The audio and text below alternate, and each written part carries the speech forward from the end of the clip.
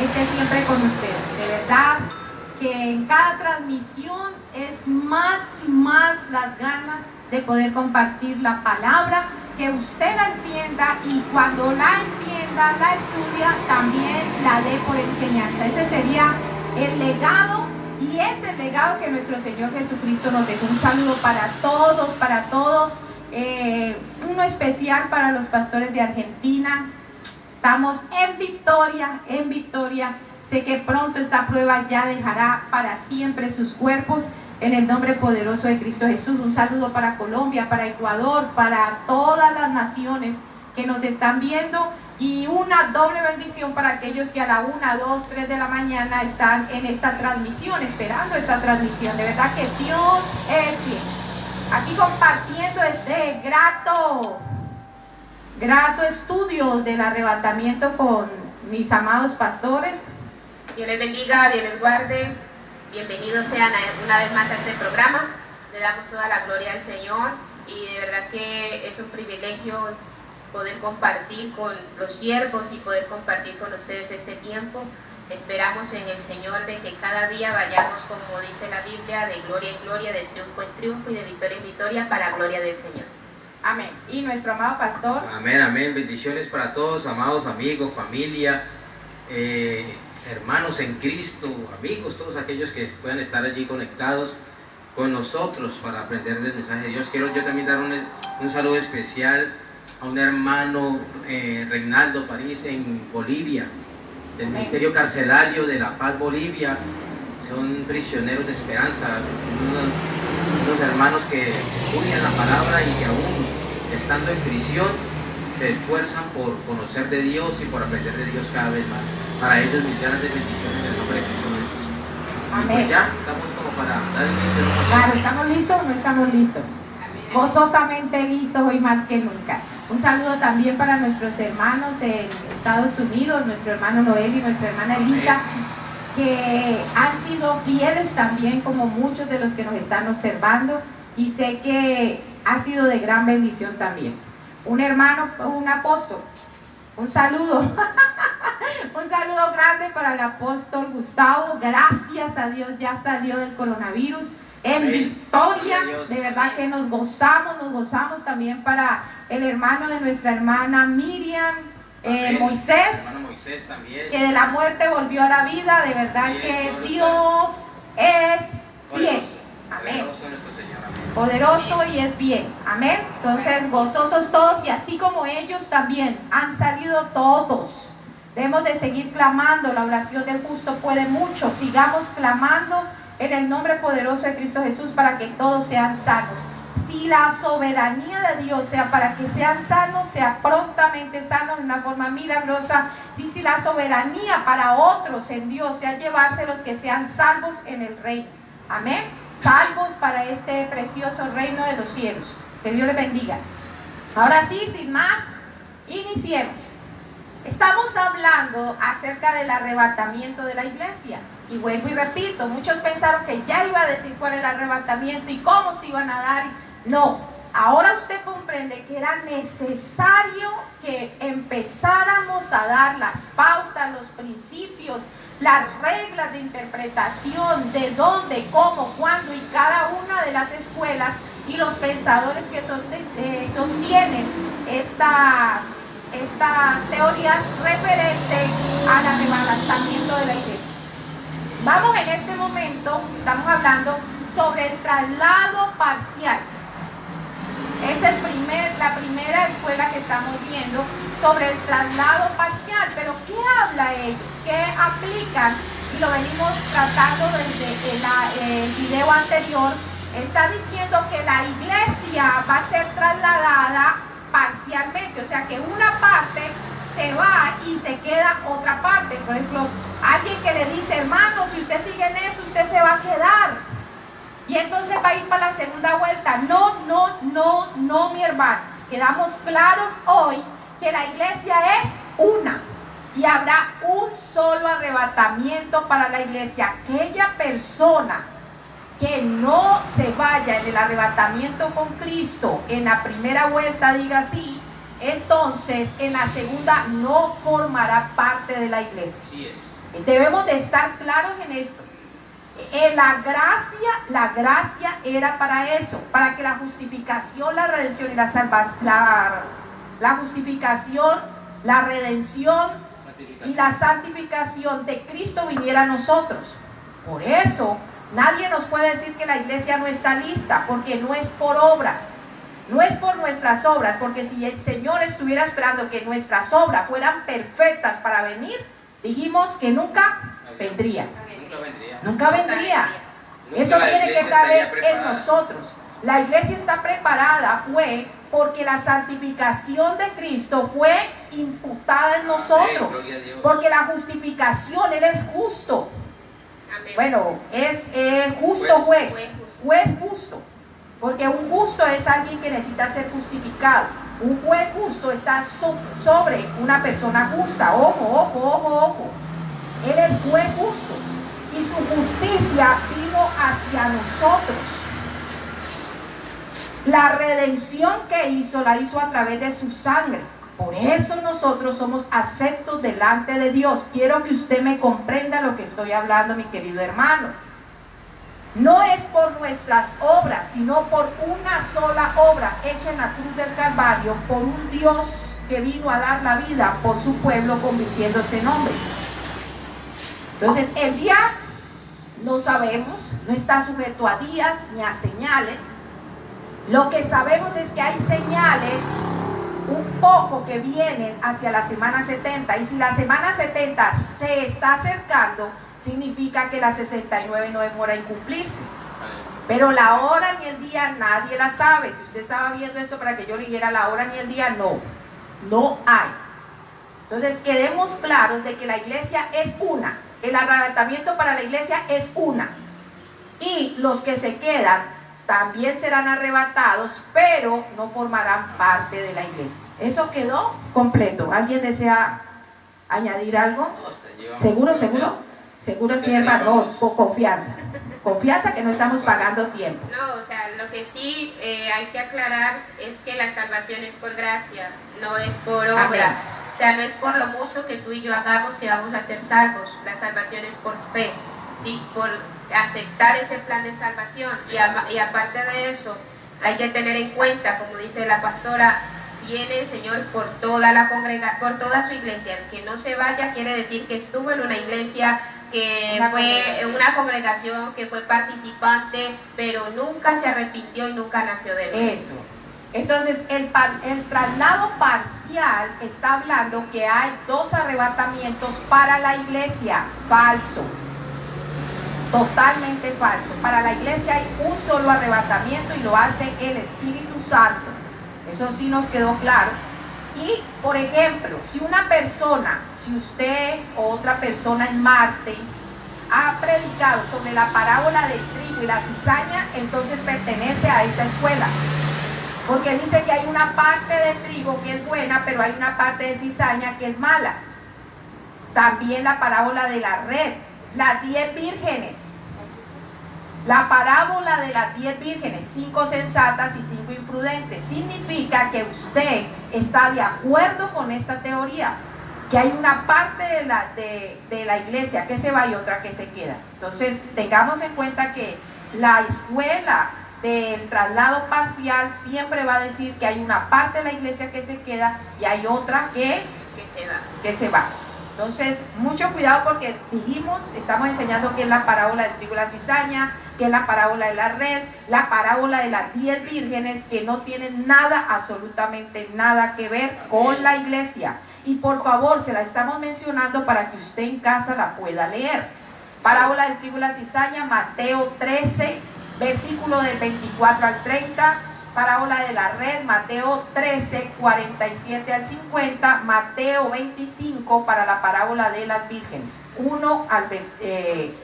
versículo 1 al 13. No. Ahora,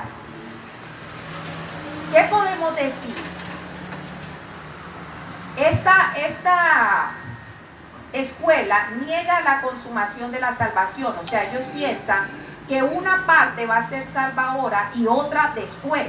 O sea, que una se va ahorita en la semana 69 y la otra parte que va a ser de la iglesia que va a ser salva va en la en el segundo arrebatamiento, y así no es. 2.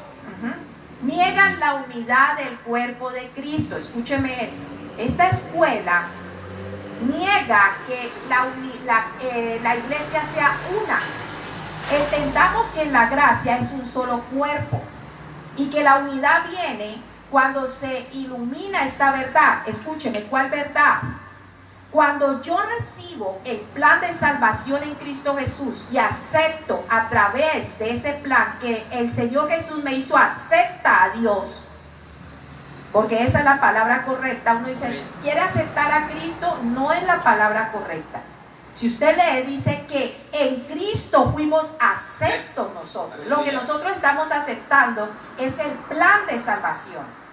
Y reconociendo a nuestro Dios como nuestro Padre, nuestro Salvador. Eso es lo que se está haciendo. Ay, pastor, usted a veces me confunde. No lo estoy confundiendo. El Señor Jesucristo no está en oferta como para uno y recibe. Y eso también a veces lo hacemos nosotros. Y no es con mala intención. No estoy criticando, para que entendamos. No estoy criticando. Estoy edificando, que es otra cosa muy diferente. Con el mayor respeto. Eso siempre se nos quedó, pero recordemos que la palabra dice que en Cristo fuimos nosotros aceptos al Padre. Eso es muy importante. Entonces, cuando usted entiende que cuando el Señor Jesucristo viene a gobernar en nosotros y nos hemos hecho hijos de Dios, nos sumergimos en el cuerpo del Señor. El Espíritu Santo nos toma y nos incorpora al cuerpo del Señor. Somos parte del cuerpo y del Señor Jesucristo solo tiene un solo cuerpo, porque Él es la cabeza. ¿Te imagina uno con dos cuerpos? Un fenómeno, no. Cristo es la cabeza de la iglesia y la iglesia es el cuerpo. Cuando yo entiendo que a través del bautismo, a través de mi confesión, soy sumergida en el cuerpo del Señor Jesucristo a causa del Espíritu Santo para guardar la unidad. Cuando yo entiendo esa verdad, entonces entiendo que no tiene que nada ver los frutos. No es por nuestros frutos que vamos a ser salvos, como decía la pastora. Es por la fe. ¿Por qué? A través de la gracia. Ese regalo se le da a la persona que acepte el plan de salvación en Cristo Jesús. ¿Cuál es el plan de salvación? Que Jesucristo, el Verbo, se hizo carne. Que siendo Dios habitó en medio de nosotros, que es el Hijo del Dios verdadero y que se ofreció como ofrenda a causa de mi pecado y del suyo y de todos los pecados. Ese es el plan de salvación. Ahora, cuando nosotros predicamos el trigo y la cizaña, predicamos las 10 vírgenes, vemos que ellos se salvan es por obras, mi hermano. Si ellas se portaron mal, fueron insensatas. Y si se portaron bien, fueron sensatas. Entonces fue por obras. Y la salvación no es por obras. Para que nadie se gloríe. Por eso la redención de la iglesia no es por obras. No es por obras. No está esperando Dios que la obra de la iglesia, de todos los que formamos parte de la iglesia, sea perfecta para venir por ella. No, porque ya es perfecta. ¿Por qué? Porque Dios ve a través del velo. A través del velo de Cristo nos ve a nosotros. ¿Y cómo nos ve? Santos, justificados y redimidos. Aleluya. Nosotros ahora somos redimidos. Amén. Somos los redimidos del Señor. ¿Me entendió o no me entendió? Amén, amén, amén. Así es. No voy a decir nada. Gloria a Dios. Sí, bueno, entonces prosigamos. Ahora, quiero darle un ejemplo para que usted comprenda lo que significa la unidad de la iglesia. Dios ve 3 pueblos, solo ve 3 pueblos. Ay, pastora, a través de las escrituras eso es lo que Él dice, que Él reconoce 3 pueblos. 1, los judíos, que son los escogidos, gentiles y la iglesia. ¿Quiénes son los judíos? Todo aquel que pertenezca a la comunidad de hebreos. Todo aquel que pertenezca a la comunidad de hebreos se considera un judío. Claro que hay 2 clases de judíos. Atienda lo que le estoy diciendo. Así es. porque usted atendiendo esto va a entender muchas cosas cuando predique. Hay dos clases de judíos. Uno, el judío legítimo. ¿Cuál es el judío legítimo? Cuando el padre y la madre son judíos, ambos, sus raíces son judíos, ese es el puro. Ellos eran los que cuando estaba el Señor Jesús no permitían mezclarse con otros, ni siquiera saludarlos, ni que se acercaran. Es más, si Samaria quedaba más cerca para llegar hasta Jerusalén, ellos daban una vuelta grandota para llegar a Jerusalén, para no pasar por Samaria, para no poderse contaminar. Entonces los judíos es la mezcla que sale de un judío puro con una judía pura. Ese es el primer pueblo que ve Dios. Ahora, el pueblo legítimo. Ahora viene un judío por genealogía. Por genealogía es un ejemplo. Un judío y una judía salieron a otro país y dentro de ese país tuvieron un hijo. Entonces ese judío es por genealogía. Aunque sus padres son puros, él pertenece en otra nación, pero también pertenece al judío puro porque no se ha mezclado. ¿Me entendió? Entonces, ¿cuál es el primer pueblo que ve Dios? Los judíos. Pablo. Ahí voy. El ejemplo de Pablo, como dice el pastor. El apóstol Pablo tenía sus padres que eran judíos. Pero él nació en Tarso de Cilicia, en Roma. Escuche, porque usted dice, usted lo oyó cuando él dijo, yo soy romano, el romano, judío de judíos. Ah, pero ¿por qué, pastora? Porque sus padres fueron hacia Cilicia, hacia Roma, y allá nació Pablo. Entonces, Pablo era judío por genealogía, porque sus padres, judía, pero nació en otra parte. Que su nacionalidad fuera romana, era judío por sangre. Por genealogía. Ajá. Judío por sangre, genealogía, nacionalidad romana. Gloria a Dios. ¿Entendieron? Sí, amén. Ahora. Muy importante. Muy importante porque a veces existe esa confusión.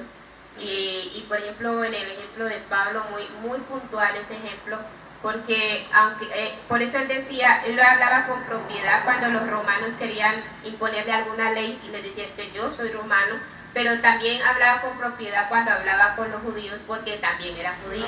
Amén. Amén. Entonces entendimos que el primer pueblo son los judíos, que hay judíos que son por genealogía, pero hay otros que son legítimamente judíos. ¿Sí entendimos? Sí entendimos. El segundo pueblo son los gentiles. ¿Cuáles son ellos? Nacen de los samaritanos o de los mestizos. ¿Qué se producía ahí?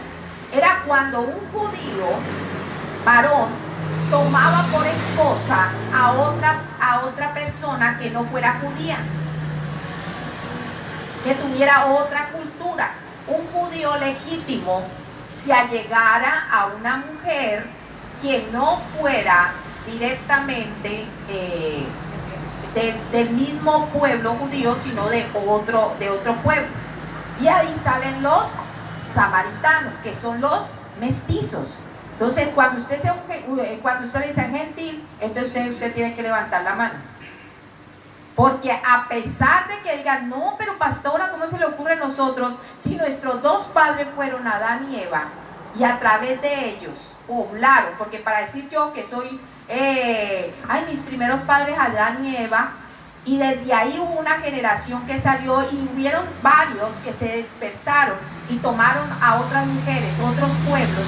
Nosotros somos los gentiles, porque hubo una sola raíz y de la raíz luego se ramificó. Y aunque haya quedado en el diluvio Noé, él y su familia, pues de ahí también venían de Adán, porque de todas maneras de ahí venimos. Exactamente. Hace tiempo venimos y ellos fueron los primeros hombres, o el primer hombre y la primera mujer que poblaron esta tierra.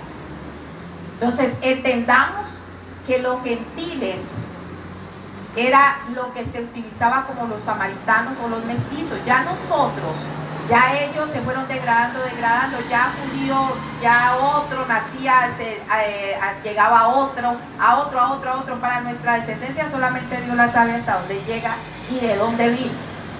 Pero un gentil es alguien que estaba dentro del pueblo judío y salió y según ellos se contaminó, pero ahorita nosotros vemos que no se contaminó, sino que era un plan perfecto.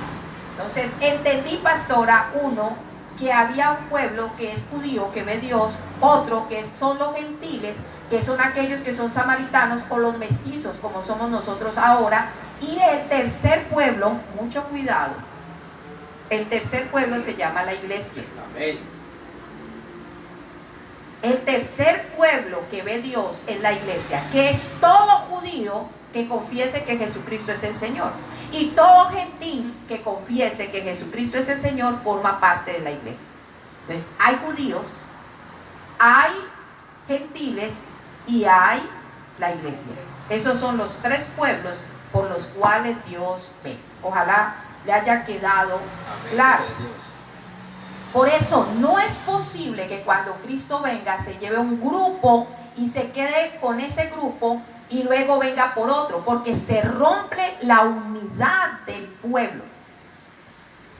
Si la iglesia es una, el Señor viene totalmente por una. Primera carta a los Corintios 12:27. Primera carta a los Corintios, capítulo 12, versículo 27, dice lo siguiente: vosotros pues sois el cuerpo de Cristo y miembros cada uno en particular. Que está diciendo que nosotros somos el cuerpo de Cristo, pero que cada uno de nosotros hace parte del cuerpo. Por eso Pablo decía, unos son ojos, otros son orejas, otros son manos, otros... Amén. Porque a pesar de que tenemos diferentes funciones, pertenecemos al cuerpo que es uno solo. Entonces es imposible que el Señor venga por una parte de la iglesia ahora y que luego venga por otra parte de la iglesia, como decía aquel día el pastor Gerley. Entonces se va amputado, una parte está amputada, vaya que luego le remendamos la otra. No, señor. Se iría el Señor a casar con una iglesia incompleta. Claro. Entonces no, una iglesia fenómena. Efesios capítulo 4, versículo del 3 al 4 dice lo siguiente: solícitos en guardar la unidad del espíritu, el vínculo de paz, un cuerpo, un espíritu, como también fuisteis llamados en una misma esperanza de vuestra vocación. Entonces, ¿qué nos dice? En la unidad. No habrá forma de tener división. Si la palabra declara que somos un cuerpo, no puede haber división en el cuerpo de Cristo. Cuando se habla de las personas que eran decapitadas por causa del testimonio, o sea, las que van a ser decapitadas a causa del testimonio que deben de dar en la semana 70, porque habrán algunos que van a ser decapitados porque la ley vuelve. Y las muertes, como la crucificación vuelve, la lapidación, o sea, muerte a punta de piedra, para que me entienda, vuelve, la decapitación vuelve, los sacrificios de cordero vuelven porque vuelve la ley. Recordemos que la dispensación de la gracia se levanta o se cierra juntamente con el levantamiento de la iglesia. O sea, la semana 69, que hace días estuve hablando de ella, que Daniel habla 7 semanas más 62 semanas, y después de esas 62, pero cuente las 7, son 69, 62 más 7 más 62, son 69, matarán al Cordero de Dios. Cuando esta dispensación de la gracia se cierre, es que se abre la semana 70.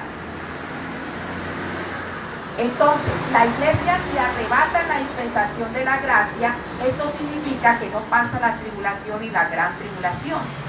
Porque entonces algunos están diciendo que la iglesia se va una parte en la gracia y otra parte en la tribulación o en la gran tribulación. No puede ser.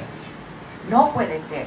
Porque mientras que nosotros sepamos que la salvación, escuchen, la salvación que nosotros tenemos como iglesia fue por gracia, mientras ellos en la semana 70 será por obras.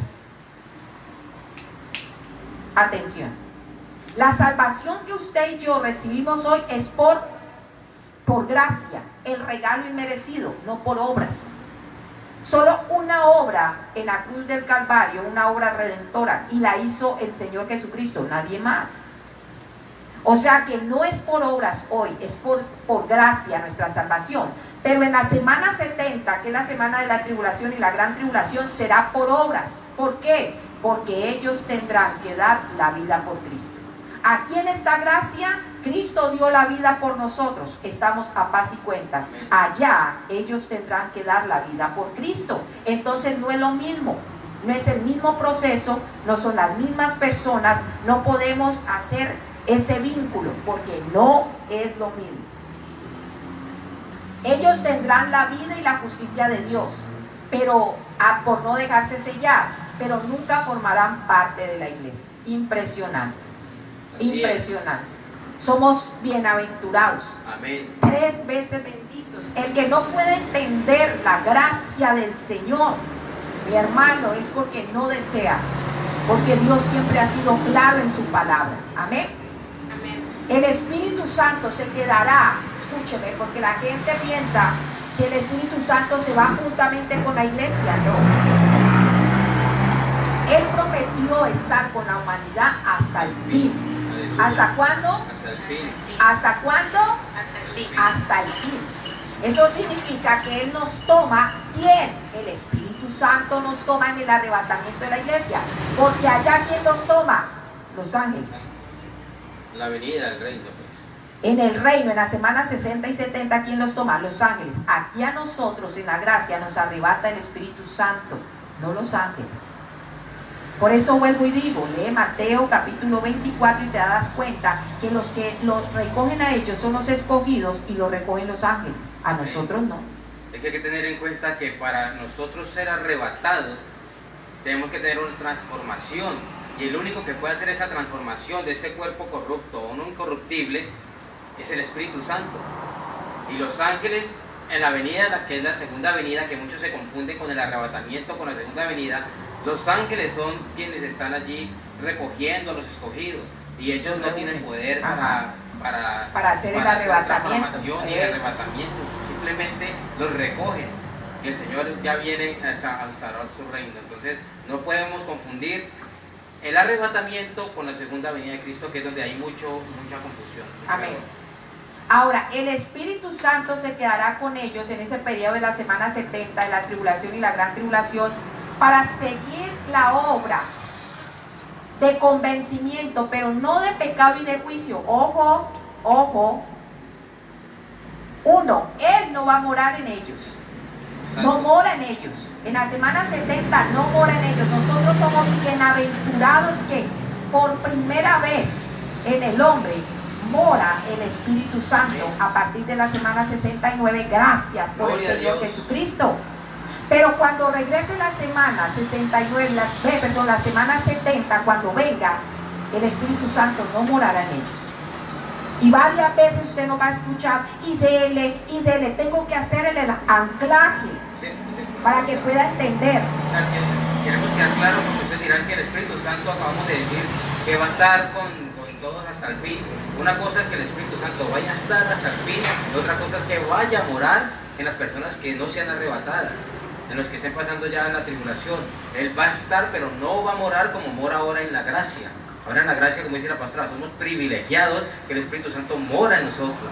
Pero acabada la gracia, el Espíritu Santo continúa, pero ya no morando en el ser humano. Sí, es lo mismo que en el tiempo antiguo, ¿no? En el tiempo del Antiguo Testamento, recordemos que el Espíritu Santo venía sobre una persona, hacía lo que tenía que hacer y volvía y salía del cuerpo de la persona. No, del cuerpo no. O sea, como tal, él nunca se ha ido de la tierra, siempre ha estado aquí, pero ahorita en este tiempo de la gracia está morando en nosotros, que es la gran diferencia. Amén. Entonces entendamos que Él va a seguir el convencimiento o convenciendo a las personas, pero ya no de pecado y de juicio para que sean salvos por gracia, sino que Él ahora va a hacer el convencimiento en cuanto a la predicación del reino, del evangelio del reino. Él ahora convence de pecado y de juicio. Para el evangelio es la salvación, pero en la semana 70 Él estará convenciendo a las personas. Imagínense si así es tan duro a veces, cuando Él está con nosotros, por nosotros y sobre nosotros, es tan duro predicar el Evangelio. Imagínense usted allá en la semana 60 y 70, donde Él no puede morar en las personas. Estará en la predicación del Evangelio del reino, no de salvación. Por eso aquellas personas tendrán que declarar que Jesucristo es el Rey. ¿Por qué? Porque en la semana 70 está instaurado el reinado del anticristo. Ahora usted sí puede entender. Aquí hay un evangelio de salvación.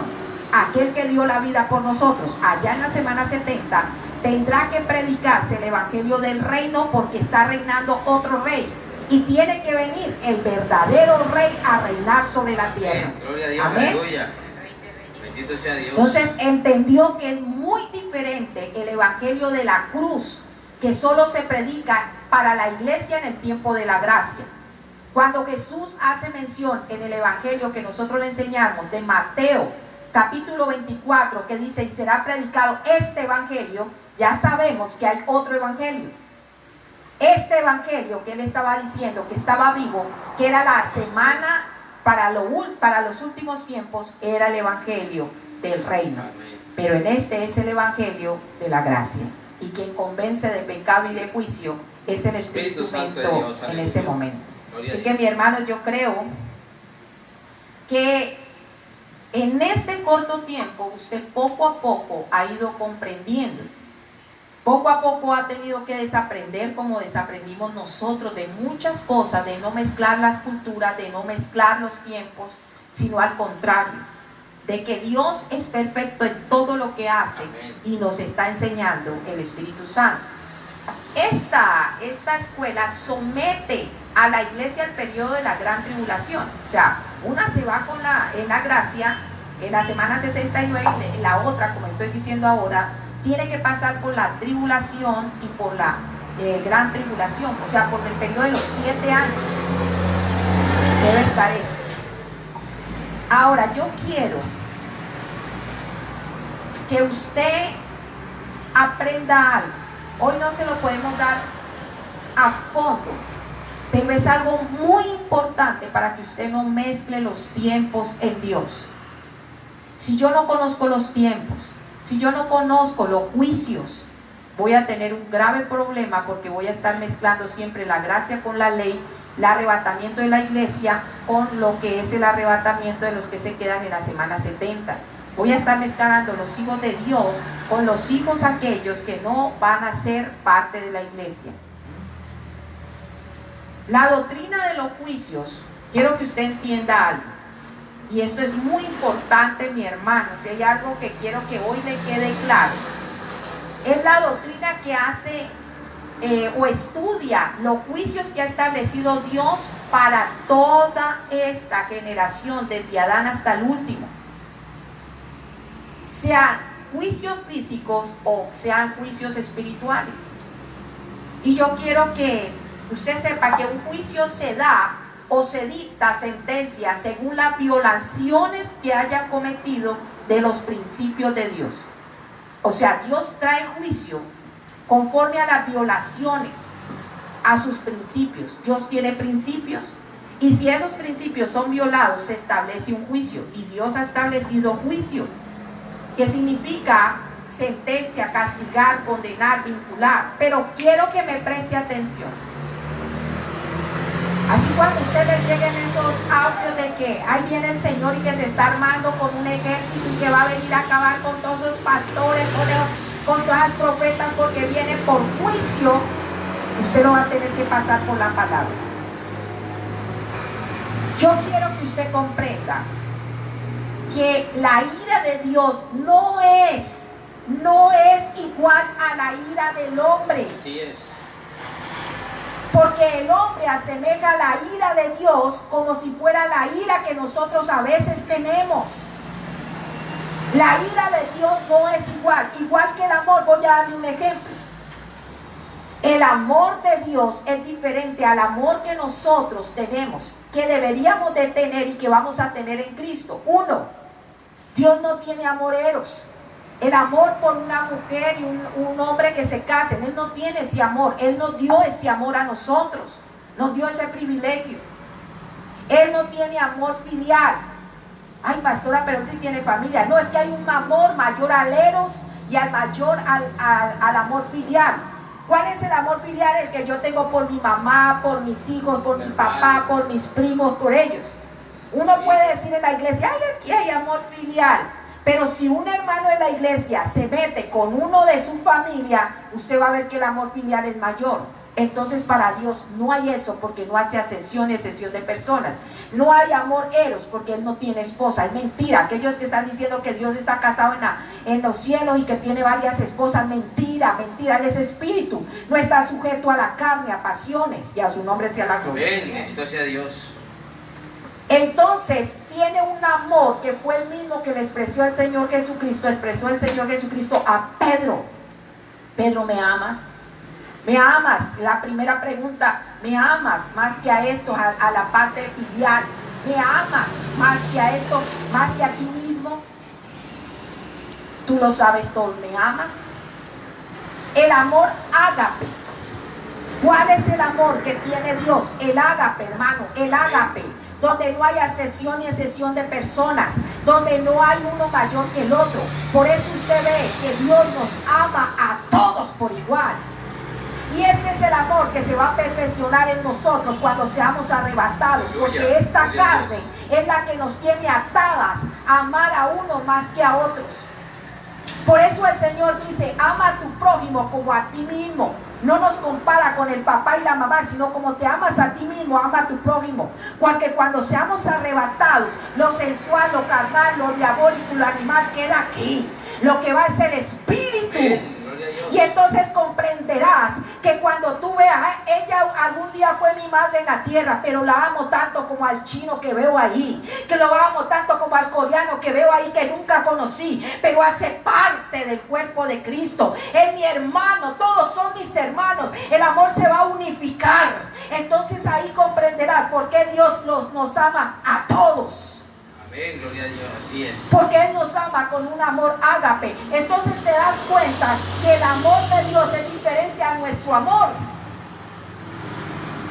Entonces entiende que la ira de Dios es totalmente diferente a la ira del hombre.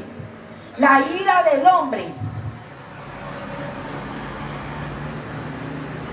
ya te voy a decir, la ira del hombre es explosiva, impulsiva, emocional y busca venganza. Así es.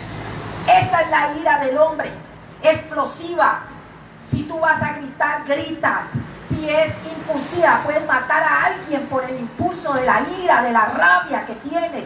Y cuando te hacen algo, tu ira acarrea que tienes que vengarte. Pero la ira de Dios no, mi hermano, no compare eso. Por eso hay unas personas almáticas que cuando están profetizando, yo no estoy diciendo que hay profetas falsos, hay profecías falsas, sí hay profetas falsos, lógico, pero hay algunas profecías que son de Dios, pero el profeta está desviado, deja meter su emoción o no conoce el carácter de Dios. Porque mientras una persona que vaya a profetizar no conozca el carácter de Dios, el carácter de la profecía va a ser contaminada con el carácter del que está profetizando. Y a su nombre sea la gloria. Se va a interponer allí. Ahora yo te digo, la ira de Dios es controlada, es santa, es justa, ¿me está escuchando? No es vengativa, es justa, expresa su juicio, es contra la maldad, contra la violación de los principios. Quiero que aprendas, mi hermano, que a la hora que Dios estableció estos 7 juicios, ya están establecidos en la palabra, yo no me los he inventado, están establecidos. Por eso es necesario, se hace imperioso que conozca la doctrina de los juicios, para que tú entiendas cada uno de los juicios que van a pasar. Entonces entiende que la ira de Dios No es y voy a bajar y a descender y a todos esos pastores los voy a acabar, los voy a mandar al infierno, así dice el Señor, y traeré plagas sobre ellos. Bendito sea el Señor. No estoy criticando, estoy haciendo ver que hay profecías que están haciendo más daño al pueblo, porque en vez de uno hablar del Señor, del amor, siempre quieren que las personas vengan por miedo. Y te voy a decir algo: la persona que acepta la oración de fe y lo hace por miedo, por el coronavirus ahora, tal vez no esté convencida que es su Salvador. Y bueno, y digo, tal vez estará 3, 4, 5 meses, 6 meses dentro de una iglesia y tal vez uno, y después se saldrá, porque no hubo convicción real de que Jesucristo era su Salvador y que había encontrado un Padre y que había nacido de nuevo. No hubo oportunidad para nacer de nuevo. Entonces no confundamos la ira de Dios con la ira del hombre, porque son totalmente diferentes. Voy a mencionarlo. Ahora, pastora, empezar uno a predicar o llevar un mensaje que intimide a la persona para que por miedo se busque de Dios, pues no es el plan de Dios. Va en contraste con el plan del Señor.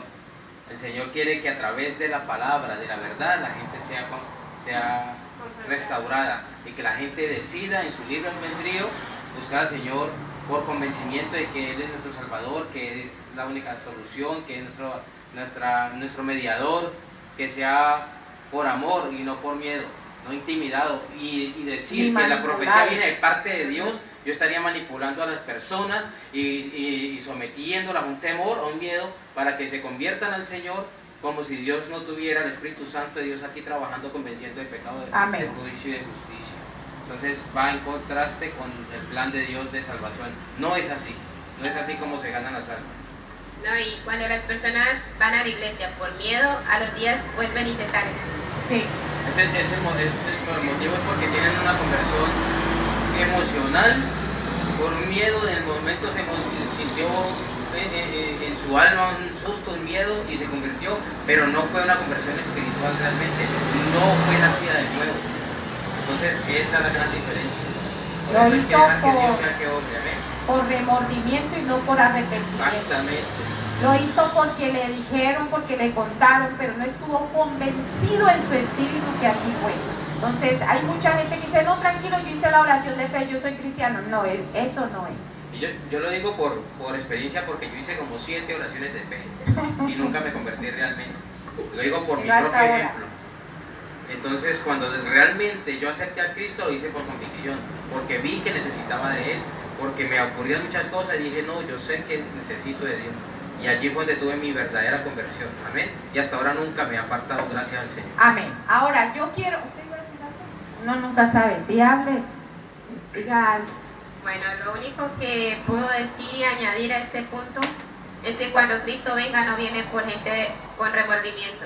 No. Y tampoco viene por gente que haya hecho la oración de fe. Viene por gente que se haya arrepentido y haya nacido de Dios. Arrepentidos. Y para uno decir que verdaderamente es un hijo de Dios, no se trata de ir a una iglesia, no se trata de aparentar o cargar una Biblia, se trata de dar frutos dignos de arrepentimiento.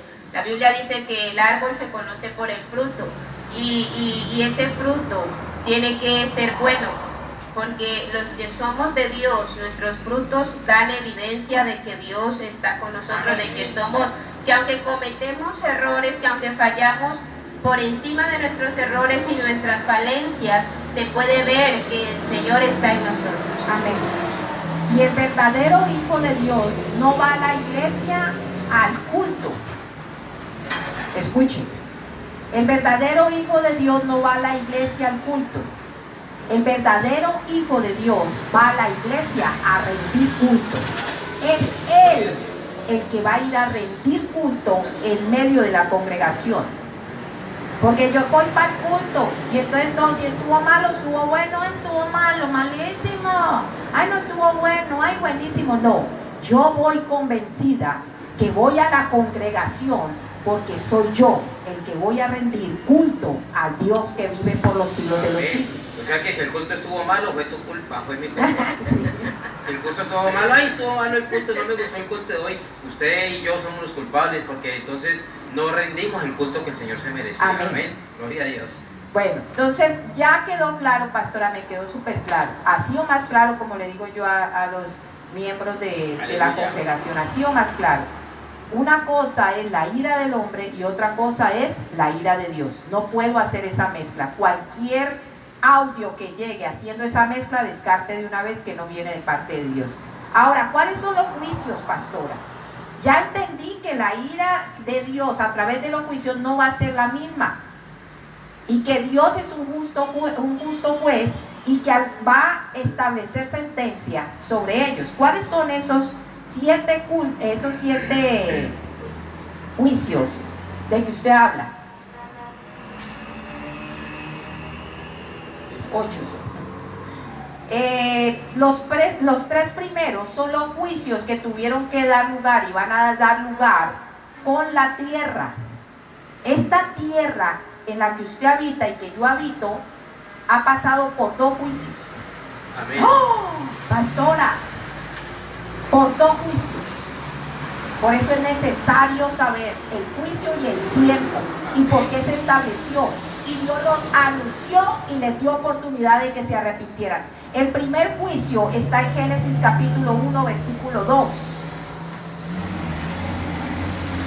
Cuando dice, y la tierra estaba desordenada y vacía. Porque si la tierra estaba desordenada es porque algún día hubo orden. Y si estaba vacía era porque algún día estuvo ¿qué? Llena. Y si vemos el versículo 1, todo era normal, como Dios hace las cosas. Él no hace nunca un desorden. En el principio creó Dios los cielos y la tierra, o sea que había un orden. En ese desorden se estableció un juicio, que fue en el momento en que Dios lanzó a Luzbel del cielo a la tierra. Como dijo el Señor Jesucristo, yo te vi caer. Y dicen los profetas, y dijo que fue llevado hasta el Seol. ¿Dónde está el Seol? En la mitad de la tierra. Dice, tú partiste la tierra. Como el profeta Isaías dice, tú destruiste la tierra. Amén. Cuando él fue arrojado como lucero, que dice que cayó sobre la tierra, hubo aquí un diluvio. Pastora, ¿pero dónde saca usted eso? ¿De dónde? Te voy a decir, el mismo Génesis capítulo 1 te lo dice, porque dice que todo estaba lleno de agua. ¿A dónde dice eso? ¿A dónde dice? Cuando dice, y abra espacio las aguas. Y dice que una parte de las aguas fueron llevadas a los cielos y otra parte quedó en la tierra. Quiere decir que la tierra estaba llena de agua. Si habían seres aquí, si habían animales, porque esto era un Edén. ¿Dónde nos vamos a meter los huesitos de los dinosaurios que aparecen por ahí? ¿Usted cree que eso es ficción? No. Por eso nuestros primeros padres en la fe pensaron que desde Adán hasta acá solamente habían 6.000 años. Pero la tierra tiene más de 15.000 millones de años. Ven, así es. Usted debe entenderlo, que antes había una creación. Pero no me crea. Véase los juicios de Dios y ahí lo va a entender mucho más. Entonces, primero el diluvio de Satanás, hubo un diluvio y el Señor tuvo que abrir espacio para que usted y yo pudiéramos respirar ahora. Y a su nombre sea la gloria. El segundo, el diluvio de Noé. ¿Qué fue eso? Un juicio. Y Dios lo sentenció, sí. ¿Y a cuántos los llamó? A todos. ¿Y cuántos entraron? Solo la familia de Noé. ¿Y qué hizo? Y los animales, ¿qué hizo? Llenó otra vez toda la tierra. ¿Qué hizo? Pues abrió otra vez las compuertas de los cielos, donde había llevado las aguas del primer diluvio, y se juntaron con las que estaban en la tierra, y ahí tiene su segundo juicio. Recuerden, mis amados hermanos, que en el tiempo de Noé no llovía. Amén. No llovía. Entonces, salía vapor de agua. No era normal que cayera agua del cielo. No era normal. Solamente salía un vapor que regaba la tierra. Entonces, esas aguas que el Señor derramó en el diluvio fueron las mismas aguas que había llevado cuando hizo la expansión del cielo y la tierra. Ahora. Todo está en la palabra. Sí. Por eso le digo, de pronto el tema que sigue sean los juicios de Dios para que usted ahora sepa en qué juicio o cuál juicio es el que sigue. Ahora, el tercero que va a pasar esta tierra, ¿cuál es? El juicio en fuego. El Señor establecerá sobre esta tierra, juicio sobre esta tierra en fuego. Amén. O sea, fueron 2 de agua, 1 de fuego. No quedará piedra sobre piedra después del milenio. Vendrá la ira de Dios sobre la tierra. ¿Qué significa la ira de Dios? El justo juicio a causa de todas las violaciones que se hicieron. Por eso es necesario hacer cielos nuevos y tierra nueva. Bendito sea Dios, porque es que a causa de la maldad, recuerden, amados, que la tierra fue maldita y hasta la tierra va a recibir su juicio.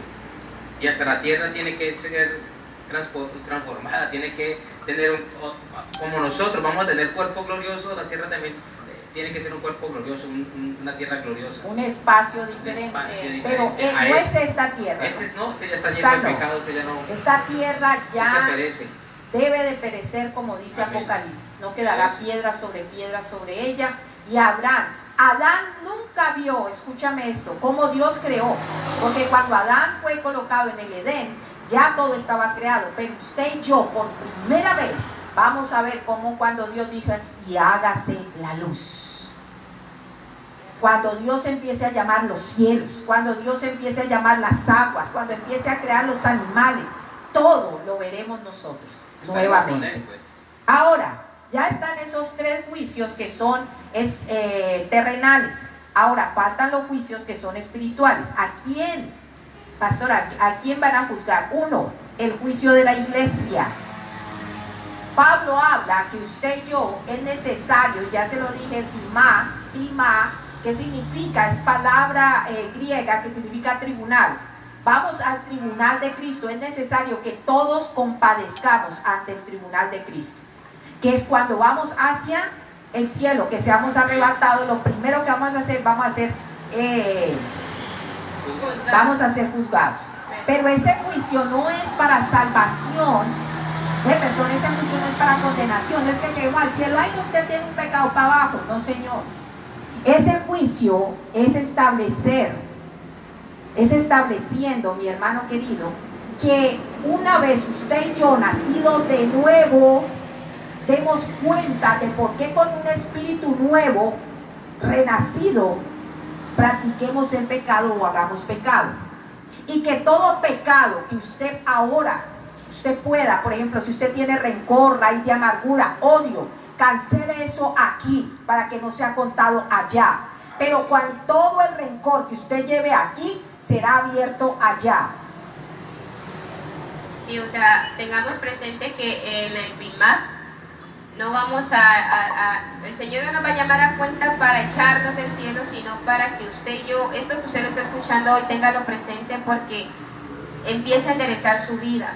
Porque no solamente es quiero ser salvo, no solamente es salvémonos, no solamente es la preocupación por llegar al cielo. Es más, el apóstol Pablo enseña que lo más importante no es ser salvo. El apóstol Pablo enseña que lo más importante es poder obtener nuestros galardones. Entonces es no perder lo que nos espera allá. O sea, hagamos obras, que lo que nosotros hagamos acá nos sirva para poder cosechar en ese día. A ver, yo redondeo lo que mi amada Evelyn dijo. El apóstol Pablo dice que una vez que seamos salvos, es para que ganemos galardones, para que demos frutos.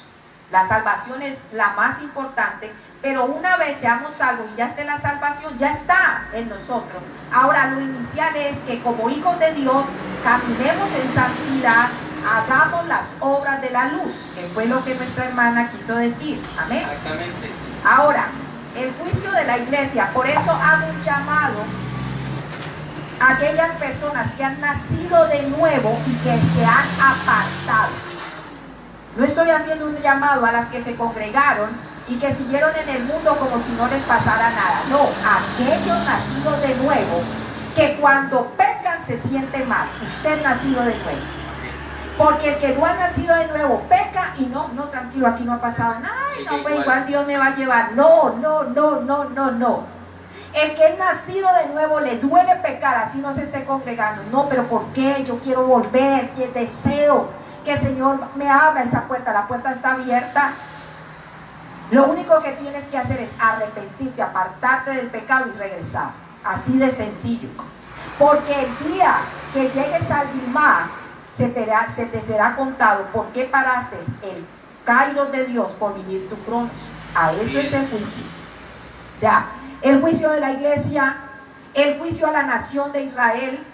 Por eso viene la semana 70, es para ellos, para la purificación, santificación y para que ellos puedan ser salvos, por lo que Dios prometió que los salvaría. Amén, así es.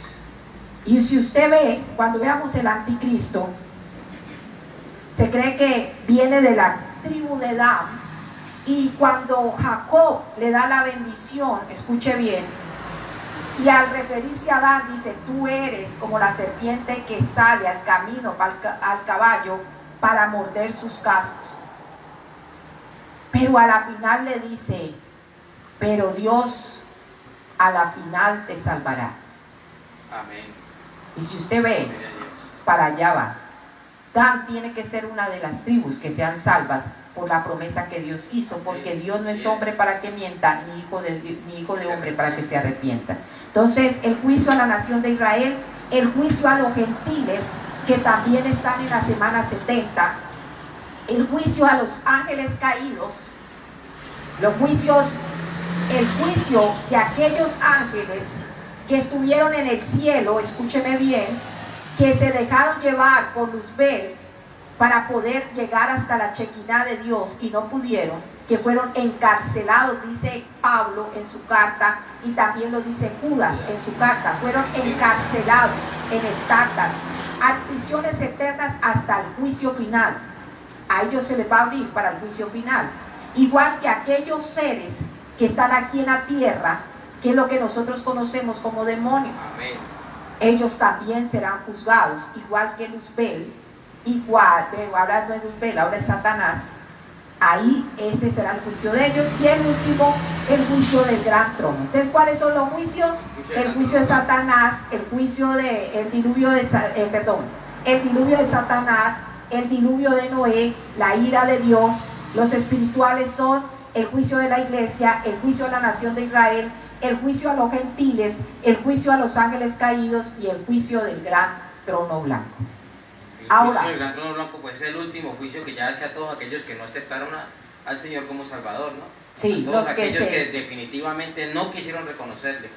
Y desde Adán hasta los últimos seres humanos que haya en esta tierra que no hayan querido hasta el milenio reconocer al Señor, hasta el milenio. Sí, o sea, después, esto ya es después de, esto es lo último de lo último. Después de que ya Satanás, sus demonios han sido lanzados al lago de fuego, después de primero es el falso profeta y el anticristo, y después viene Satanás, los demonios, y por último los hombres que no quisieron reconocer al Señor. Y ahí es donde es la última. Amén.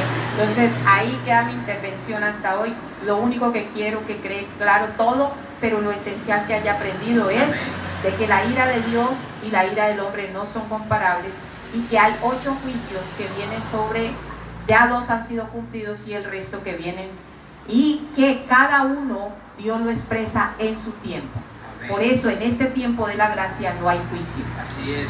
El próximo juicio es el juicio de la iglesia. Todo aquel que genere o crea que en este periodo de la gracia y juicio está por fuera de lo que dice la Biblia. Amén. Amén. Amén. Gloria a Dios. Ahora lo dejo con el pastor Gerley. Bueno, continuamos. Gloria a Dios. Estamos hablando pues de las parábolas y los textos bíblicos que se usan o que defiende el traslado parcial, pues con respecto a que ellos dicen que la iglesia se divide en dos, pues una se salva y una se queda. Y otra parábola que se suma a esto es la parábola de las fiestas de bodas, que muchos toman también como para decir que la iglesia unos se pierden y otros no se pierden, que muchos son los llamados y que pocos son los escogidos.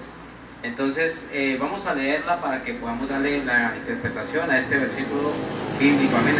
Vamos a leer Mateo 22, capítulo 22, versículos del 1 al 14. Yo lo voy a ir hablando y voy a ir dando la explicación de cada versículo. Amén. Amén. Dice así, honrando al Padre, el Hijo y el Espíritu Santo. Parábola de las fiestas de bodas. Cuando se dice fiestas de bodas, estamos diciendo que ya hubo una boda. Y estamos en la celebración. Fiestas de bodas significa celebración de las bodas. O sea que ya hubo una boda. Empecemos por allí. Ya hubo una boda. ¿Y cuál boda fue esa? La de la iglesia con Jesucristo. O sea que no podemos tomar de aquí para abajo, empezando que el título ya lo está diciendo todo. El título ya está diciendo que estamos en las fiestas de bodas, en la celebración de las bodas, que ya hubo un matrimonio. El matrimonio de Jesucristo con la iglesia que ya ha sido arrebatada. Entonces, ¿por qué es que este texto no se puede aplicar para la iglesia? Porque ya es una fiesta de bodas, no es apenas para la boda. Entonces dice así la palabra, Mateo 22, 1, 14, dice: respondiendo Jesús les volvió a hablar en parábolas diciendo: el reino de los cielos es semejante a un rey. ¿Quién es el rey? Que hizo fiesta de bodas a su hijo. Está hablando de Dios Padre. Que hizo fiesta a quién? De la semana 70, que son los que están predicando. O sea, envía a sus profetas para poder decir que se acerca el milenio, porque ya están en la semana 70. Entonces, lo que estamos hablando de esta parábola, empecemos ya a tenerla clara, que estamos hablando del reino. Ya la iglesia ha sido arrebatada, ya la iglesia se casó con Jesucristo, ya lo que están invitando aquí es a las bodas, a la celebración, a la fiesta. Entonces, vuelvo y retomo. Respondiendo Jesús, les volvió a hablar en parábolas diciendo: el reino de los cielos es semejante a un rey que hizo fiesta de bodas a su hijo, o sea, a Jesucristo, y envió a sus siervos, que ya la pastora explica aquí, que son aquellos, los 144, los 2 testigos y todos aquellos. Envió a sus siervos a llamar a los convidados a las bodas. Los convidados o los escogidos, significa esto, a los israelitas, al pueblo de Israel. Mas estos no quisieron venir. Volvió a enviar a otros siervos diciendo: decid a los convidados, es decir, al pueblo de Israel: he aquí, he preparado mi comida, mis toros y animales engordados han sido muertos y todo está dispuesto. Venid a las bodas, venid y celebremos a las bodas. Mas ellos, sin hacer caso, se fueron, uno a su labranza y otro a sus negocios, y otros, tomando a los siervos, los afrentaron y los mataron. Al oírlo, el rey, o sea Jesucristo, se enojó. Entonces dijo a sus siervos: las bodas, la verdad, están preparadas, mas los que fueron convidados no eran dignos. Id pues a la salida de los caminos y llamad a las bodas a cuantos halléis, a cuantos halléis. Escúcheme, a estos cuantos halléis se está refiriendo a los gentiles. Y saliendo los siervos por los caminos, juntaron a todos los que hallaron juntamente, malos y buenos. Escuche esto, malos y buenos. Ahora sí van entendiendo lo que es la parábola de trigo y la cizaña, ¿no? Malos y buenos. A ver que me perdí ya. Y las bodas fueron llenas de convidados. O sea, ¿fueron llenas de qué? De convidados. Ya estos convidados, ¿quiénes fueron? Los gentiles.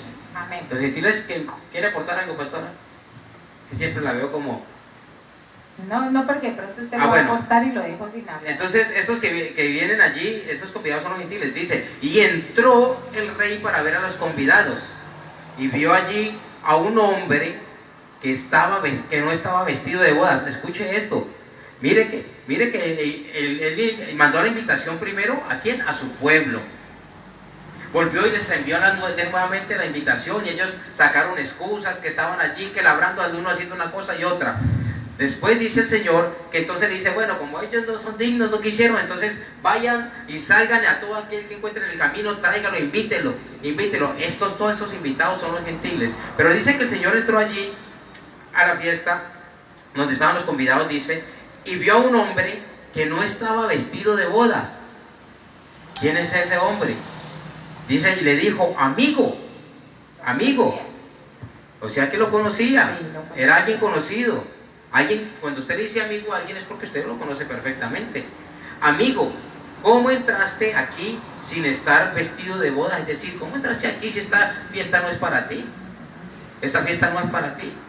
¿Quién es ese amigo? ¿Quién es ese que entra allí vestido, que no está vestido de bodas? Es Satanás, mi hermano. Es Satanás. Entonces él entra allí y dice, mas él enmudeció. Entonces el rey dijo a los que le servían, atarle de pies y manos y echarle en las tinieblas de afuera. Allí será el lloro y el crujir de dientes, porque muchos son los llamados y pocos los escogidos. Mira, hermano, todo lo que tenga que ver, todo lo que usted lea en parábolas, que tenga que ver con lloro y crujir de dientes, está hablando de juicios. Ya la pastora estuvo explicando cuáles son los juicios de Dios. Mientras estemos en la gracia no hay juicios. Entonces no es aplicable este texto bíblico para decir que se refiere a la iglesia. No tiene plataforma bíblica. Si usted lo estudia y se da cuenta que está hablando es del reino. ¿Cuándo es cuando el Señor está de bodas? Cuando de fiesta de bodas, cuando ya se ha casado. No se puede hacer una celebración de una boda si el matrimonio no se ha hecho. No es deseado un matrimonio. Amén. Tengamos claro esto. Entonces, aquí Satanás es echado afuera, dice echado a las tinieblas de afuera. Esto ocurre, mi hermano, yo quiero que usted tenga en cuenta que esto ocurre porque está escrito en la palabra, en Apocalipsis 20, en Apocalipsis 20 lo tenemos, Apocalipsis 20, 21, 13, que Satanás, cuando el Señor Jesucristo venga con la esposa a instaurar su reino aquí, al primero que coge y ata por 1000 años es a Satanás. Sí. Él lo ata por 1000 años. ¿Para qué? Para poder estar tranquilos, en paz, para que no haya maldad en ese milenio, en ese reinado del Señor Jesucristo aquí en la tierra, junto con la iglesia. Va a ser perfecto todo. Es decir, que no va a haber muerte, no va a haber enfermedad, no va a haber dolor, las mujeres parirán sin dolor, todo estará en paz, no habrá ladrones, no habrá ese tipo de maldad manifestada. Habrá gente que sí tiene su corazón dañado, porque el Señor dice que lo invitaba, había malos y buenos, pero no se manifestarán, porque Satanás, que es el que lo induce a manifestarse al mal, estará atado por 1000 años. Recordemos que todo el mundo es influenciado por el diablo para hacer el mal. Es el principal gestor de la maldad. Entonces él va a estar atado. Entonces yo quiero que leamos Apocalipsis 20, 21, 13, para que usted sepa lo que estoy hablando. No me lo estoy inventando. Satanás va a ser atado por 1000 años, porque cuando venga el Señor a instaurar su reino, Satanás no puede estar aquí gobernando, no puede estar aquí. Entonces el Señor lo quita del medio por 1000 años antes de juzgarlo, y va a reinar para que muchos vean que Jesucristo sí es el Señor y se den cuenta que Él sí es el Cristo, el verdadero Cristo. Cuando Él viene a instaurar su reino, es cuando viene la guerra del Armagedón y todo eso, y es lanzado el falso profeta y anticristo al lago de fuego. Satanás es llevado preso por 1000 años, y ahí donde el Señor empieza a celebrar, hermanos, por 1000 años la fiesta de las bodas con todos y cada uno de nosotros, con la iglesia. Cuando ya lo suelta, lo último, es cuando Satanás viene y quiere meterse a la fiesta de bodas, pero ya el Señor dice, usted no está invitado, mijo, usted no está vestido de bodas, ¿qué haces aquí? Que ahí hay recordemos que él habla por parábolas, ¿no? Amén, pero claro. Satanás sí alcanza a germinar el mal en los malos. Claro. Para que usted vea que de la guerra del Armagedón, la primera guerra, porque hay dos, en la primera guerra del Armagedón, de ese remanente pasan malos también. La parábola está diciendo que pasan buenos y pasan malos. Y como dice el pastor, no se manifiesta la maldad porque no hay no hay una influencia en la mente y en los corazones para que eso suceda.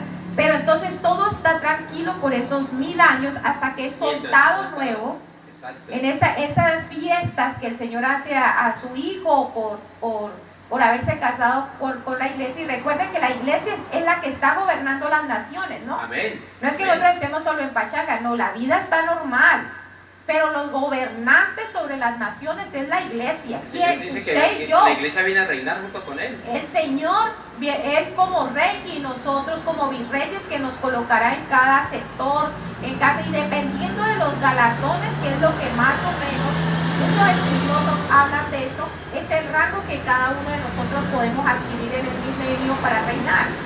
Hay unas personas que dicen, no solo el pueblo de Israel, no, Porque para eso a nosotros también nos hizo reyes y sacerdotes. ¿Reyes para qué? Para reinar. Hay que tener en cuenta eso. Y que después de esos 1000 años que está hablando el pastor, Satanás lo suelta, pero dice también que viene juicio. Ahí donde todo el crujir de dientes y echado fuera, ahí viene el juicio sobre Satanás. ¿Qué significa? ¿Tú lo tienes? Donde sale, donde Dios... Donde lo lanza, donde es lanzado. Sí, y que del tercer cielo sale fuego y lo consume también, ¿no? Ah, esto es cuando ya viene el juicio pues contra él. O sea, ahí en el milenio, cuando se termina el milenio y él sale, esos remanente malo, que es la cizaña también, ese remanente y los invitados malos que el Señor hace una tipología, se van contra nosotros hacia el lado de Israel, donde está el Señor, para hacer la guerra. Pero esta vez ya sí desciende fuego del cielo. Es que ahí es cuando Satanás es suelto, es donde vuelve y convence a los malos, vuelve y daña los corazones, vuelve influencia, vuelve a gestar la maldad, y es donde se quiere levantar contra Jesucristo y contra todos nosotros, y ahí es donde el Señor lanza fuego sobre ellos y los consume. Amén. Pero entonces quiero que tengan en cuenta que Satanás sí es atado por 1000 años, por si... Sé que muchos lo saben, pero de pronto hay personas que están escuchando y no lo conocen. Apocalipsis 21:3 dice, los 1000 años. Vi además a un ángel que bajaba del cielo con la llave del abismo y una gran cadena en la mano. Sujetó al dragón y a aquella serpiente antigua que es el diablo y Satanás, y lo encadenó por 1000 años. Ahí está diciendo, lo encadenó por 1000 años y lo arrojó al abismo, lo encerró y tapó la salida para que no engañara más a las naciones, lo que estamos hablando, para que no gestara la maldad en los corazones de los hombres, no engañara más a las naciones hasta que se cumplieran los 1000 años.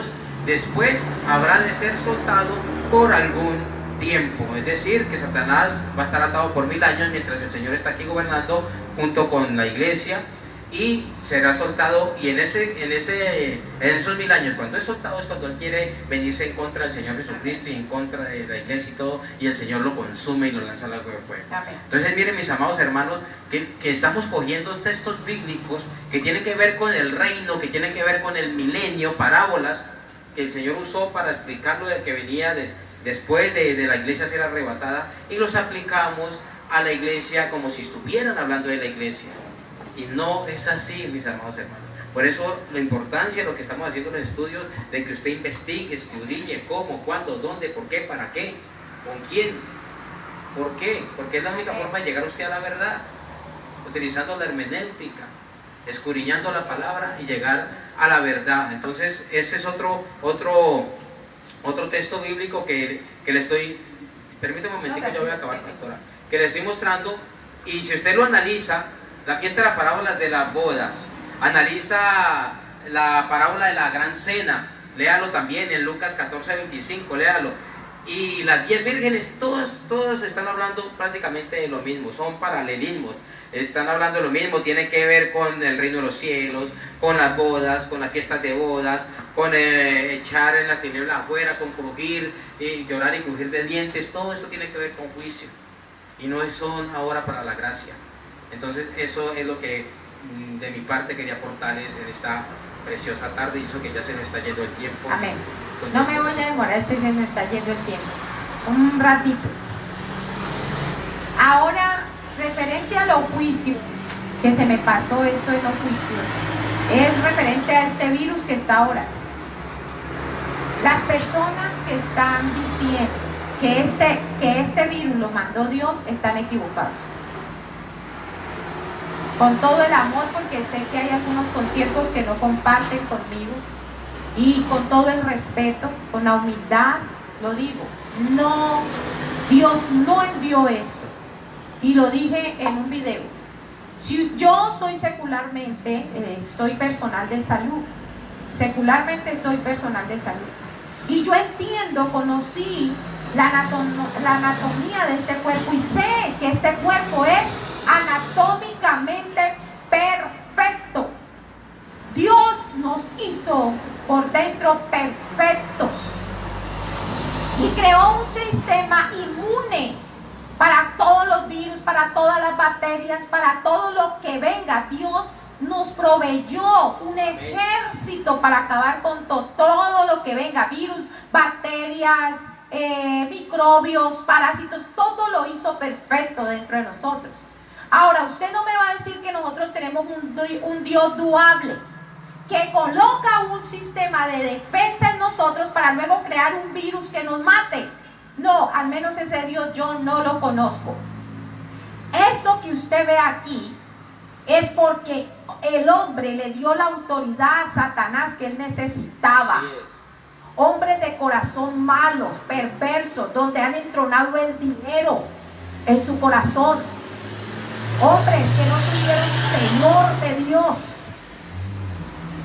Hombres que abrieron la puerta y él empezó a manipular para hacer semejante daño. Si yo dije también, si usted, mi hermano amado, que tiene hijos, no es capaz de sacar a su hijo afuera, mandarlo para que se contamine en los hospitales de coronavirus y muera, si usted y yo, siendo humanos, no podemos hacer eso, menos Dios. No conoces el carácter de Dios.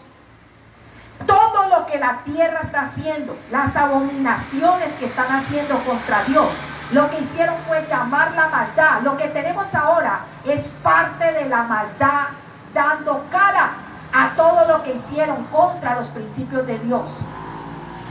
Le dieron autoridad a Satanás y él ahora está devorando. Eso fue. Porque el que aportilla vallado lo muerde la serpiente. Y eso tiene que estar claro en nosotros. Si tu Dios es el que manda tormentas, terremotos para matar, no es el mismo Dios mío. Esto Dios lo advirtió. En el mundo tendréis aflicciones, pero no temáis, porque yo he vencido al mundo. Amén. Él dijo, el hecho de que ustedes estén en la tierra y sean mis hijos no significa que no vaya a venir cosas contra ustedes. Pero no teman, porque yo estoy con ustedes. El que dice que Dios hace lo malo no conoce a Dios, porque Dios no conoce la maldad. Él lo que hace es juicio.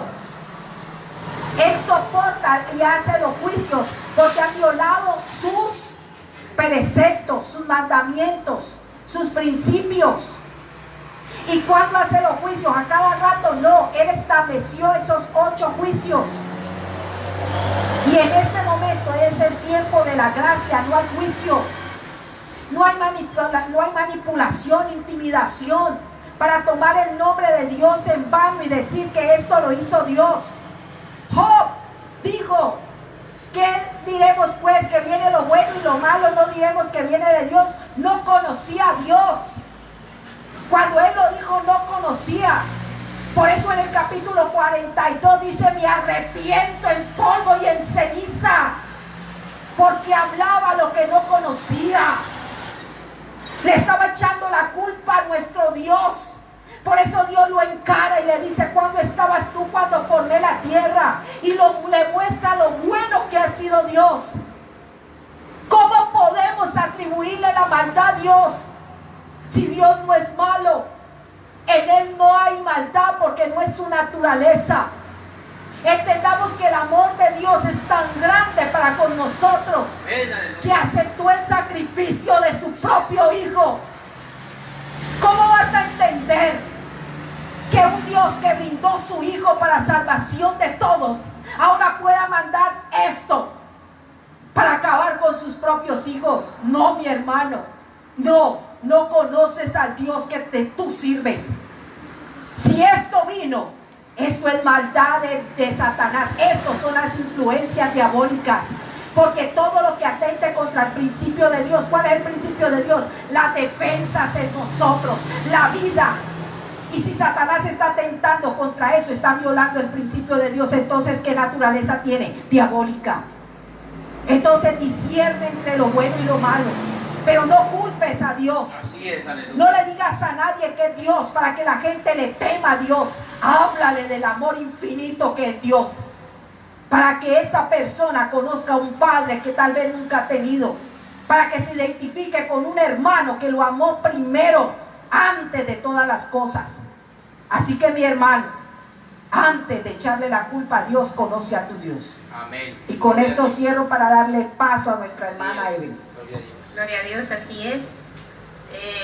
Vamos a continuar con el Evangelio de Mateo. Estamos en Mateo capítulo 22 y vamos a leer el versículo 14 que dice: porque muchos son llamados y pocos escogidos. Por mucho tiempo se ha enseñado que esto aplica para la iglesia, ¿sí? Que el Señor hizo acepción de personas, pero en realidad lo que está diciendo aquí el texto hace referencia que los muchos que vienen siendo los llamados, está haciendo referencia a los gentiles. Y ahora, en la parte donde dice que pocos son los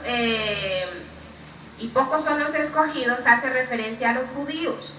Entonces, amados hermanos, los convidados, que habla ahí porque la Biblia enseña que el Señor iba a ser, dice de un hombre que iba a hacer una fiesta, manda a llamar, tenía ya unos invitados. Los invitados sacaron excusa, que el uno se casó, que el otro consiguió trabajo, cada uno consiguió una excusa para no ir. Hace referencia al pueblo escogido de Dios, al pueblo de Israel.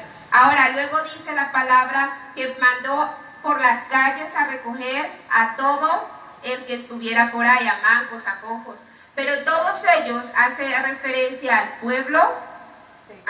al pueblo gentil. Amén. Entonces no podemos mezclar, no podemos decir que esta porción de la palabra aplica para la iglesia de Cristo. Amén. Sí.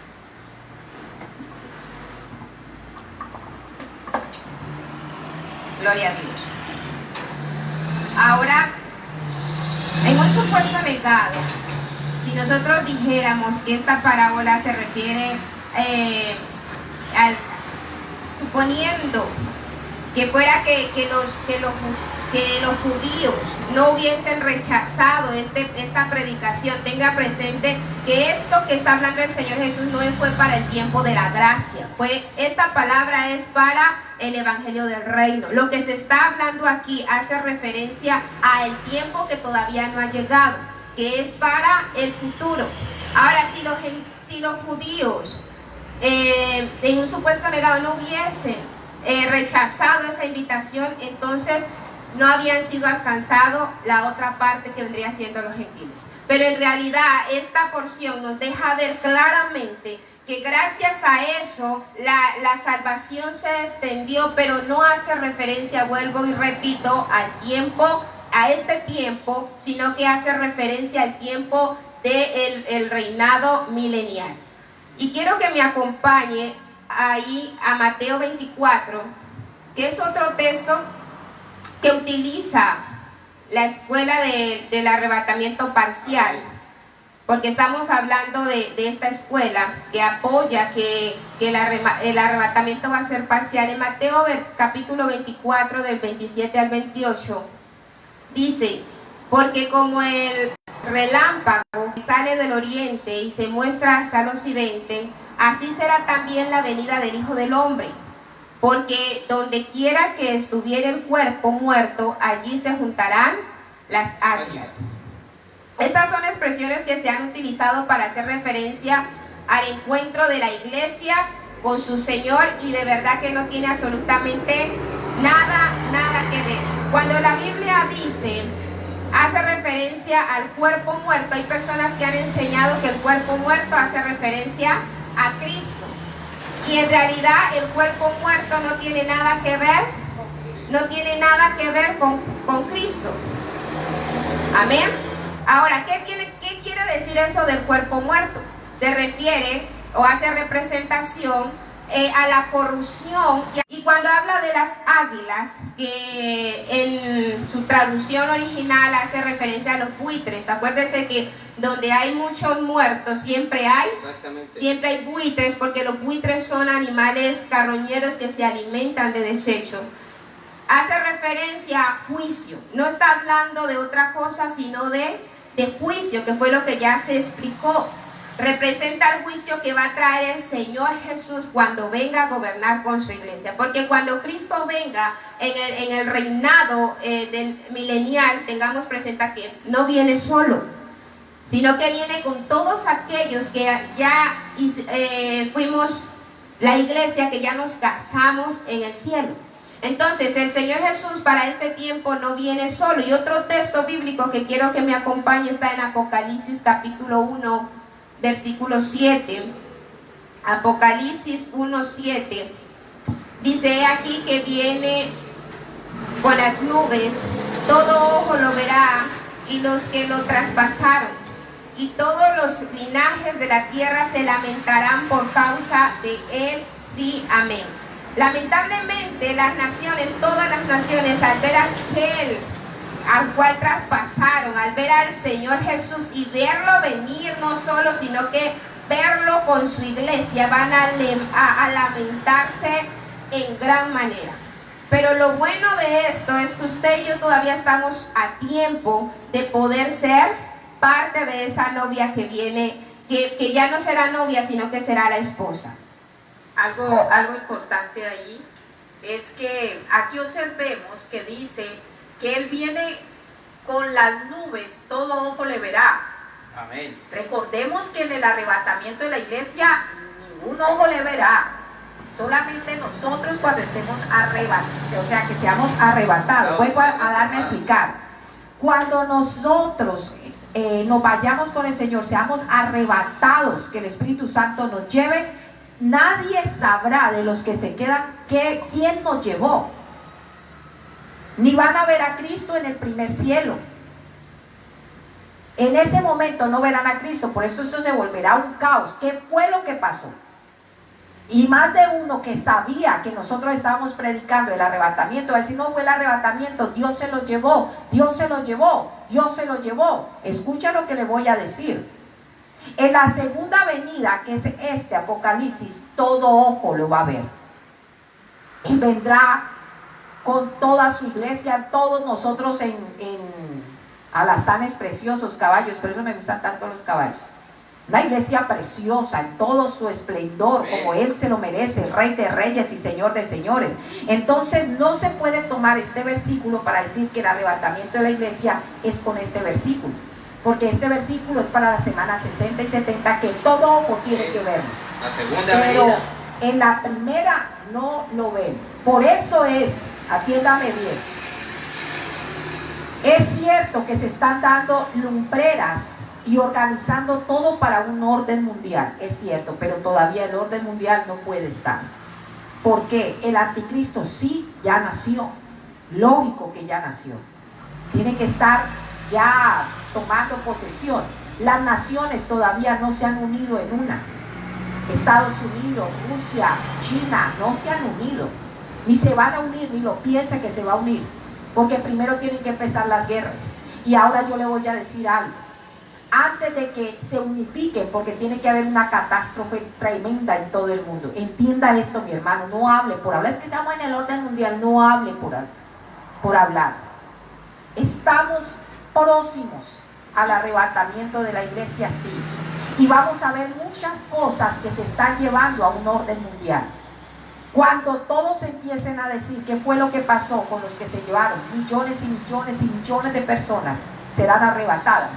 Ahí entrará el anticristo, porque dice la palabra que el hombre inicuo no podrá manifestarse hasta que la iglesia esté sobre la tierra. O sea, mientras la iglesia esté, él no se puede manifestar. Hay personas que toman a 1 Tesalonicenses capítulo 4 con 1 Tesalonicenses capítulo 5. Pablo está hablando de los dos arrebatamientos o de dos acontecimientos diferentes. En uno está hablando del arrebatamiento de la iglesia y en el otro de la semana 70. Así es. No confunda. Cuando usted habla en la primera carta a los Tesalonicenses capítulo 5 y se la aplica a la iglesia, no es. Era porque los tesalonicenses pensaban que ya había venido el Señor. Y Pablo les está diciendo: no, antes de que esto pase tienen que darse estas señales. Pero hay gente que como lee eso lo está aplicando. No, Pablo nos está diciendo en el capítulo 4 que viene el arrebatamiento de la iglesia. Y les está diciendo: no teman. El Señor no ha venido, esta persecución y todos los que están muriendo. No teman, no teman, no teman. Porque antes de que esto suceda y se manifieste el hombre inicuo, tendrá que venir el arrebatamiento. Así es. Que si yo uno esos dos acontecimientos pensando que es para el arrebatamiento de la iglesia, entonces a todo el mundo ya le está dando que estamos en el orden mundial.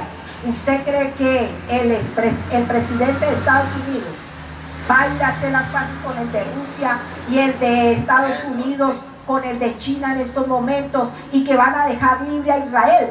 No, señor. No, mi hermano. Estamos viendo los destellos. Pero tiene que suceder una catástrofe, como estoy diciendo, a nivel mundial para ellos, porque para nosotros es avivamiento, que es el arrebatamiento de la iglesia. Habrá un desorden mundial en todas las áreas. Los médicos, las enfermeras, los policías, las amas de casa, los pilotos, los que manejan taxi, los que todavía no se han casado y a su nombre sea la gloria, que pertenezcan a la iglesia se van. Eso va a haber una catástrofe porque sí. Imagínense que la gente desaparezca, usted vaya en un taxi y el chofer del taxi desaparezca. Ahora, póngame cuidado. El piloto del avión. Póngame cuidado. Ahí es donde empiezan a preguntar qué fue que pasó. Dijo, el Rey, el Señor Jesucristo, vino por su iglesia. Y ahí es donde se instaura el anticristo. Y por eso vuelve la ley. Se unifica una sola religión. Se unifica una sola religión, porque Él viene diciendo que hay que adorar a quién, a Dios, porque Él vuelve, Él inicia diciendo eso, pero a las 3 años y medio ya dice no, yo soy el Dios, y se sienta. Por eso empieza el orden mundial. Estos solamente son destellos. Y estos dolores que nosotros estamos viendo no se comparan con los dolores que se van a iniciar cuando la iglesia se vaya. Dolores de verdad. Entienden. Todo lo que es el chip que están viendo ahora en la gracia no va a tener validez. Porque usted ahora le pueden colocar un chip y eso que no se lo deje colocar. Pero usted no está negando a Cristo ahora. Pero en la semana 70 lo tendrá que negar para poder comer, para poder trabajar, tendrá que negarlo. Entonces no hagamos de los tiempos uno solo. Lastimosamente no puedo extenderme a hablar todo. Porque el que niegue pues se pierde. En vez de unificar puedo desviar muchas cosas. En este momento solamente estamos viendo destellos de lo que viene del nuevo orden mundial. Solamente destellos. En este momento no se puede dar, porque la iglesia está. Pero si se están viendo esos destellos, escúchame, es porque la fuerte luz viene. ¿Cuál es la fuerte luz? El arrebatamiento. Así es. Así que si tú estás viendo que viene el orden mundial, ¿por qué no vienes y te acercas a la gracia? Amén. Continúa, hermana, para. Gloria a Dios. Entonces, tengamos presente que no hay que mezclar los tiempos, no hay que confundirnos. Y otro aporte que quiero dar en cuanto a este texto, que hay personas que enseñan aquel versículo que dice que sin santidad nadie verá a Dios. O sea, se ha hecho una mala interpretación de ese pasaje bíblico, porque cuando habla de que sin santidad nadie verá a Dios, hace referencia no a que no lo verá físicamente, sino que hace referencia a que por culpa de la desobediencia, por culpa del pecado, las bendiciones se van a cercenar. No vamos a tener ese respaldo que queremos, no vamos a obtener esa bendición que deseamos, porque toda desobediencia trae una consecuencia. Ahora, aquí habla de que en el versículo 7 que todo ojo lo verá, todo ojo, buenos, malos, todo mundo verá al Señor. Pero entonces aquí en Apocalipsis 1:7 hace referencia no a la venida del Señor Jesús, sino que hace referencia cuando ya el Señor Jesús venga a establecer el reino milenial. Amén. Entonces, con vista en todos los capítulos y todos los versículos que hemos estudiado acerca del traslado parcial, damos por concluido que esta escuela no tiene nada que ver, no tiene fuerza, no tiene ninguna base. Los textos bíblicos que tomaron no son para dárselos al arrebatamiento de la iglesia. O sea, mis amados hermanos, que todo aquel que diga que la iglesia, una parte se va y una parte se queda, están haciendo parte de esta escuela del traslado parcial, que no tiene plataforma bíblica, que no tiene piso bíblico, que ha confundido los textos bíblicos, aplicándolos a la gracia cuando son tiempos para el reino de Dios. Entonces, tengamos muy en cuenta eso, mis amados. Amén, gloria a Dios. Así que por hoy ha sido suficiente. Por favor, incline su rostro. Padre amado, Dios de dioses, Señor de señores, te damos gracias por tu preciosa palabra. Gracias por este momento que nos permite estar en coinonía, Señor, con nuestros hermanos. Gracias, Señor Espíritu Santo, por la iluminación de tu palabra. Sin usted sería imposible hacerlo. Por tanto, te pido lo que sea tuyo, sea sembrado en los corazones de nuestros consiervos, y lo que no sea, sea quitado como la nada. Que dé fruto todo lo tuyo, al 30, al 60 y al 100 por uno. Bendigo a cada hermano que está oyendo, bendigo, Señor, a cada persona que pertenece a la iglesia, para que pueda comprender lo precioso y lo bello que es tu reinado, pero también este periodo precioso de la gracia. Padre Santo, bendecimos tu nombre y lo exaltamos en el nombre poderoso de Cristo Jesús, y bajo la unción de tu Santo Espíritu damos gracias. Amén, amén y amén. Dios les bendiga, Dios les guarde. Mañana, confiando en Dios, a las 5 de la tarde. Bendiciones. Felicidades.